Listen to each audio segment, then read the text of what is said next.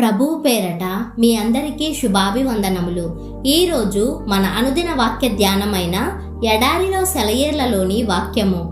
ఆయన పక్షమున శ్రమపడుటయు ఆయన పక్షమున మీకు అనుగ్రహింపబడెను. ఫిలిప్పీలకు రాసిన పత్రిక 1వ అధ్యాయము 30వ వచనము. దేవుడు నడిపే పాఠశాల చాలా ఖర్చుతో కూడుకున్నది. అందులో నేర్పే పాఠాల భాష కన్నీటి భాషే. రిచర్డ్ బాక్స్టర్ అనే భక్తుడంటాడు, దేవా, ఈ 58 సంవత్సరాలు నా శరీరానికి నీవు నేర్పిన క్రమశిక్షణ కోసం నీకు వందనాలు.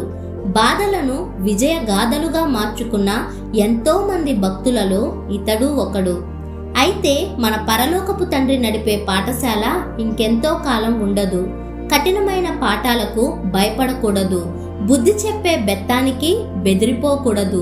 వీటిని సంతోషంగా సహించి మహిమ డిగ్రీ పుచ్చుకోగలిగితే మన కిరీటం మరి ఎక్కువ శోభాయమానంగాను, మన పరలోకం మరింత మహిమాన్వితంగాను ఉంటుంది. ప్రశస్తమైన పింగాణి పాత్రలను 3 సార్లు కాలుస్తారు. కొన్నిటిని ఇంకా ఎక్కువ సార్లు కాలుస్తారు. ఇంత వేడిని ఈ పాత్రలు ఎందుకు భరించాలి?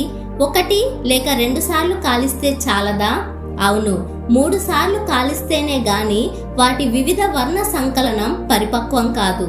ఆ రంగులు వింత హంగులతో అవతరించి శాశ్వతంగా నిలిచిపోతాయి. మానవ జీవితంలో కూడా ఈ సూత్రాన్ని అనుసరించే మనం రూపుదిద్దుకుంటున్నాం. మన శ్రమలు మనలో 1-2 సార్లు కాదు, ఎన్నోసార్లు రగులుతున్నాయి. దేవుని కృప వల్ల తద్వారా వచ్చిన రంగులు శాశ్వతంగా ఉండిపోతాయి. ప్రకృతిలోని అతి చక్కనైన పుష్పాలు విశాల మైదానాల్లో పూయవు. పదిలంగా ఉన్న నేల ఏ వైపరీత్యం వల్లనో చిన్నాభిన్నమై దేవుని స్వస్థతా శక్తి ఆ నేలపై ప్రసరించి నెర్రలు విచ్చిన భూమిపై జీవ జలధారలు ప్రవహించి పచ్చని నాచు నేలపై పరుచుకొని తుషార బిందువులు అక్కడ నాట్యం చేసి రాత్రి నిశ్చలంగా ఉన్న వేళ దేవదూత నాటిన విత్తనాలు మొలకెత్తుతాయి. ఆ దారిన వెళ్లే చిన్నపిల్లలు ఆ పూలు కోసుకుంటారు.